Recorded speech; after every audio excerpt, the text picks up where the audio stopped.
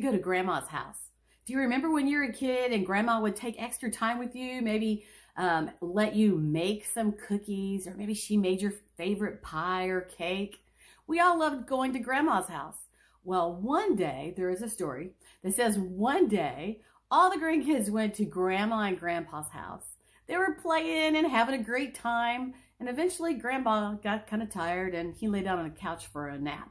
Well, the grandkids got this especially fun idea, and they decided to put Limburger cheese into his mustache. Well, what do you think happened when he woke up? He started smelling around the room, and he's thinking, something in here really smells. He got up and went to the kitchen, and he looked around there, kind of opened the trash can and closed it, and he thought, something in here is stinking too. He's like, I know what I'll do. I'll just go outside for a little bit of fresh air. But when he got outside, it smelled out there too. The moral of the story is, if you have a little Limburg cheese in your mustache, everything is going to smell. John Maxwell says in The Winning Attitude, he says that it's hard to soar like an eagle if you live among the turkeys. I'm going to give you 3 things on attitude, and I want you to think about this. Does this describe me? Or you might be thinking, this describes my spouse. And this is why we have a lot of trouble. Does this describe you, though? This is what you're looking at today. First of all, a winning attitude determines your approach. Your attitude determines your approach on everything you do. Do you find that you tend to criticize, or do you compliment? Do you expect the best, or do you expect the worst? Whenever your spouse comes in from work, maybe they're asking a question about something, or they're telling you something about their day. Do you assume the best, or do you assume the worst? I did a blog at one point on assumptions, or I think it was a webinar. And assumptions often get couples in trouble because however they are thinking that day, that's how they assume their spouse is asking the question or telling whatever story.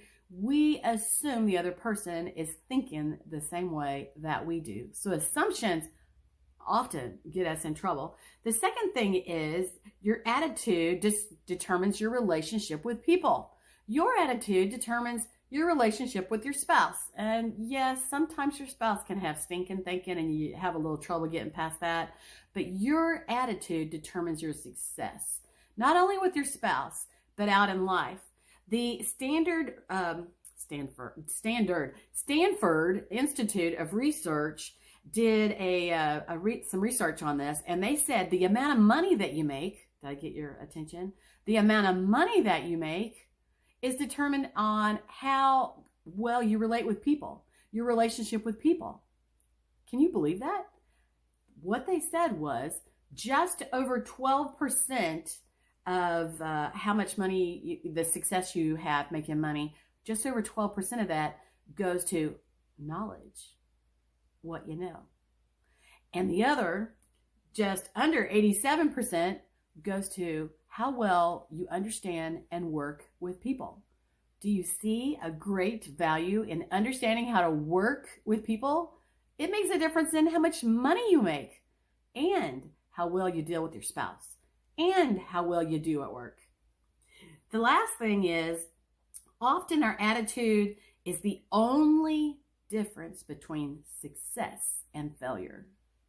Often your attitude is the only difference between success and failure. And that means at home with your spouse, what kind of attitude do you have?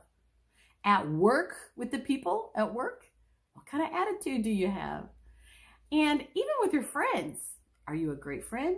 Are you a great spouse? Are you a great person at work? Do people like to be around you? Do you like to be around people? What's your attitude? You can find free 5-day challenges, webinars, and all kinds of great stuff on my website. Thanks.